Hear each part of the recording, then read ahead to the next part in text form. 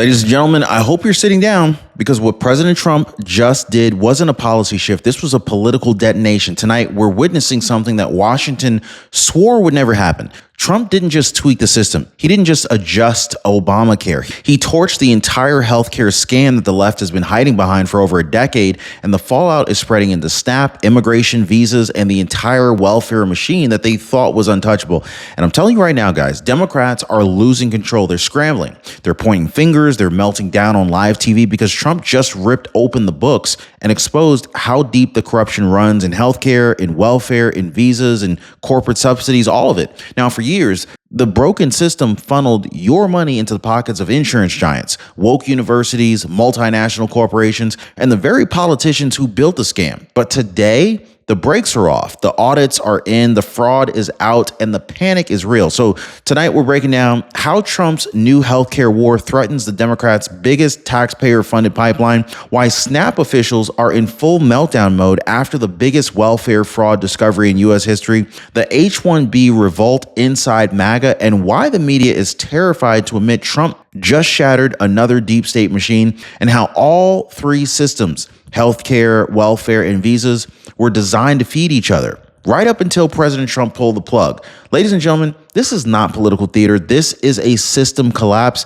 And if you thought 2016 shook Washington, tonight makes 2016 look like a warm-up, because when Trump said that he was giving the power back to the people, he meant it. Roll up your sleeves, guys, because we're about to expose the truth that the left prayed you'd never see. Hit the like button and subscribe. Ladies and gentlemen, let's go ahead and start with the moment that blew the hinges off Washington. President Trump's explosive healthcare declaration. This wasn't a policy tweak. This wasn't a negotiating tactic. This was the president of the United States looking straight at the American people and saying, the system is rigged, and I'm done pretending it's not. Now, in one viral Truth Social post, Trump rejected every single proposal that funnels your taxpayer dollars into the pockets of giant insurance corporations. He said that the only healthcare he will support is the one where the money goes directly back to you, not the trillion-dollar companies that have been feasting off of Obamacare subsidies for more than a decade. Now, the reaction from the left?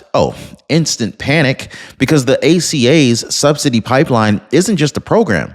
It is their largest federally funded financial lifeline. And when Trump said power to the people, he wasn't being poetic. He was cutting off the IV line that kept the Democrats' machine alive. Now, here's where the facade begins to crack wide open. Even the left's own media gatekeepers can't cover it up anymore. Obamacare, their sacred golden calf, it's collapsing under its own weight. Premiums are skyrocketing despite trillions poured into these subsidies. Costs keep rising, quality keeps falling, and the American people are fed up. They're tired of it. MSNBC accidentally told the truth on air. They admitted that the system is failing, unsustainable, and spiraling into chaos. They even exposed something Democrats hoped you'd never hear: AI-powered denial of care systems quietly rejecting coverage and creating a digital brick wall between patients and the treatment that they paid for. So what did Democrats do when confronted with their own failure? They blame Republicans, they blame Trump, they blame anyone except the architects of the disaster themselves. Now, this is the moment where the public realizes the truth. Obamacare was never designed to work for the people. It was designed to work for the system. This is exactly why the media landscape is in such a mess right now. Information spreads faster than anyone can verify it. Algorithms shove us into these echo chambers, and half the headlines that we see are engineered to keep us hooked, not informed. This is why I started using Ground News. This is an app and a website that pulls from over 50,000 sources worldwide and shows you the bias, factuality, and ownership behind every story. Just take a look at this story on Ground News about President Trump's new healthcare overhaul. It's been covered by over 20 sources, with 60% leaning left and 40% leaning right. One headline blames Trump for destabilizing coverage, while another one praises him for restoring choice. Ground News lets you see every angle instantly. This is why I partner with them, so that you can get global viewpoints, spot the media blind sites, and sharpen your own critical thinking skills. So use my link down below, ground.news/Ron Yates, or the QR code on your screen right there to get your 40% off of their Vantage plan and unlock every feature. So now let's talk about something that the media absolutely hates admitting. President Trump is reversing the economic disaster he inherited from Joe Biden. So when Trump walked back into the Oval Office on January 20th, he stepped into an economy rattled by years of reckless spending, runaway inflation, and energy strangulation. But in less than a year, the turnaround has been undeniable. Inflation, which soared into double digits under Biden, has dropped back down to just above 2%, right where Americans actually feel relief. Energy costs at 20-year lows because Trump slashed the political red tape, choking American oil, gas, and drilling. And the impact is everywhere.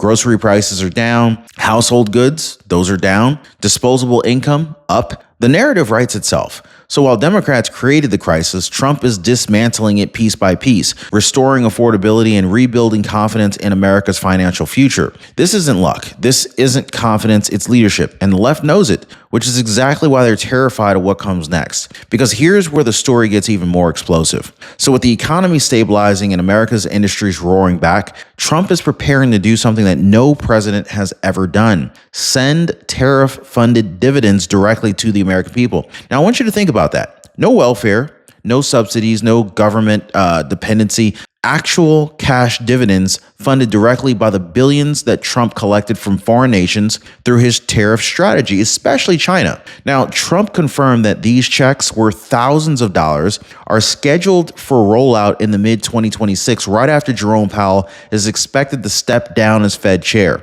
And Democrats are panicking for one reason. This program runs outside their welfare system. It bypasses their bureaucrats. It bypasses their corporate donors. It bypasses their vote-buying networks.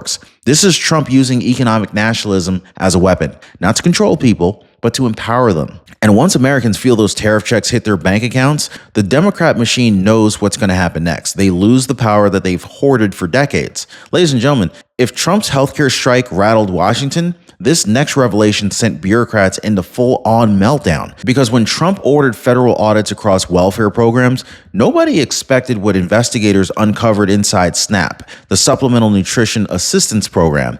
The numbers were jaw-dropping. 186,000 dead Americans were still receiving monthly SNAP benefits. Think about that. People who haven't been alive for years, in some cases decades, were still being paid with your tax dollars. Oh, and it gets worse. Investigators discovered widespread identity theft rings, siphoning off benefits from deceased individuals to double dip on payments, and stacked on top of that, hundreds of thousands of illegal immigrants receiving SNAP every month, despite the program requiring valid citizenship documentation. Trump's response was immediate and unforgiving. Every one of the nation's 42 million SNAP recipients must reapply. Democrats call it cruel, bureaucrats call it chaos, but you know what it really is? A system finally being held accountable. Now, this wasn't a glitch. This was a racket, and Trump just blew it wide open. And, you know, moments like this remind me how broken so many of our systems have become. Healthcare, welfare, insurance, people feel trapped. But when one person finally fixes their Medicare plan,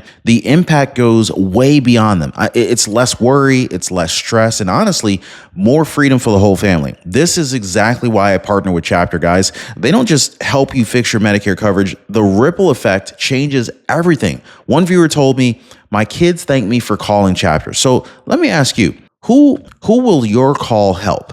Now, most people already made theirs. Phone numbers down below at the bottom of your screen, or they're visiting askchapter.org/Ron. That phone number again is 909-563-8279. And here's another real viewer message. So Pat Sable said, "Thank you for introducing me to Chapter. I'm saving $95 a month." Wow, guys, that is real savings. But here's the part that truly exposes the rot. SNAP wasn't just a welfare program. It was a corporate subsidy pipeline disguised as compassion. Auditors found that some of America's largest corporations, Pepsi, Frito-Lay, Walmart, they were quietly raking in billions thanks to SNAP. Why? Because the majority of purchases aren't fruits or vegetables. They're ultra-processed, high-margin products that feed corporate profits while draining taxpayers dry.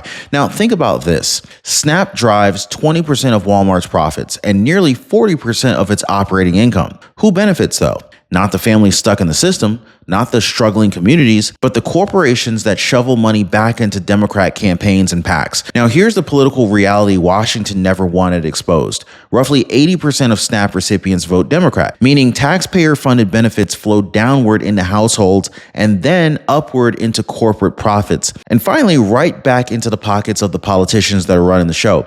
It's not a safety net, it's more of a money loop, a machine. And Trump, he just cut the power supply. And so now buckle up, folks, because this next part, this is exactly where the immigration world and the corporate world went into full panic mode. So Stephen Miller stepped forward with revelations that hit like a sledgehammer. He exposed how America's advanced semiconductor industry, one of the most critical sectors for national security, had been hollowed out and shipped overseas, particularly to Taiwan. Why? Because under previous administrations, the H-1B program was weaponized into a knowledge transfer pipeline, sending America's most sensitive manufacturing secrets abroad while importing cheap labor in return. Trump ended that game overnight. He slapped a $100,000 fee on every new H-1B application, shocking Silicon Valley, big tech, and multinational corporations that relied on the visa system as a discount labor factory. Then came Project Firewall, launched by President Trump's Department of Labor to stop visa-based discrimination against American workers.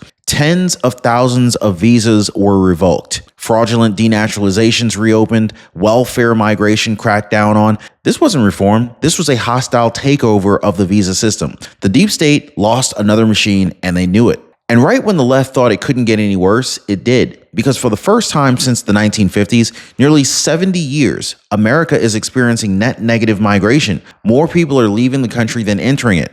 That's not an accident. That wasn't a quirk of the data. This was the result of Trump's historic clampdown on illegal immigration, visa fraud, and the endless flow of low-skilled labor that special interests depended on. Now, for 6 straight months, not a single illegal border crossing has been reported. This is a milestone that has the mainstream media in a panic spiral and the open borders lobby speechless. But here's where things get a little complicated. Inside the MAGA movement itself, you're seeing a split. Some conservatives want zero visas, period. Total immigration freeze. Others are aligned with Trump's more strategic approach, allowing only hyper-specialized workers who can transfer knowledge and then go home. It's kind of a real debate here for sure, but the big picture is undeniable. The era of endless migration is over, and the left has no idea how to function without it. Now let's move to another pillar of the system that just crumbled under Trump's second-term agenda: America's university immigration pipeline. Okay, now for decades, colleges relied on foreign students not for diversity, but because they pay double or even triple the tuition of U.S. students. It's really been one of academia's most protected cash streams. But since Trump returned to office, foreign student enrollment has plummeted by 17%, a collapse that universities never saw coming. Why? Because Trump tightened vetting, revoked tens of thousands of questionable visas, and exposed how universities used student visas as a catch-all loophole to bring in workers, skirt immigration caps, and cap their budgets and pad their budgets with inflated international tuition. The left is screaming racism. Universities claim that they're being targeted, but here's what Trump says. This is about national security and labor protection, period. Now, for the first time, academia's immigration racket is being held accountable. Faced with revenue loss and increased scrutiny, universities are now spiraling, and their political allies in Washington are panicking right alongside them. And so this kind of leads us directly into Trump's new, highly targeted H-1B strategy. This is the one that has Silicon Valley, Wall Street, and multinational CEOs sweating through their suits. Under past administrations, the H-1B system was used to import upwards of 200,000 low to mid-skill workers from India every single year, displacing American workers while driving down wages. Corporations absolutely loved it. Democrats loved it. The visa mills loved it. Trump just blew that entire model to pieces. So under his new rule, he's allowing only a tiny handful of super hyper specialized technicians, mostly from Taiwan, to come to the United States for one purpose: transfer highly sensitive semiconductor knowledge to American workers and then go back home. So Trump's message to multinational corporations is crystal clear. You don't get a pipeline, you get a tool. This move has infuriated globalist executives, triggered outrage from open border activists, and sparked accusations of industrial nationalism from the left. But here's the truth. Trump is rebuilding America's strategic industries, and he's doing it by shutting down the cheap labor loopholes that they've depended on. So now, ladies and gentlemen, we arrive at the part that the media refuses to say out loud, because once you see the full picture, you kind of understand exactly why the left is in full-blown crisis mode. For years, Obamacare, SNAP, and the H-1B visa system, they weren't separate systems. They weren't separate programs. They were interconnected financial pipelines, feeding money, power, and influence into the same political machine. Obamacare funneled taxpayer billions into insurance giants and hospital networks.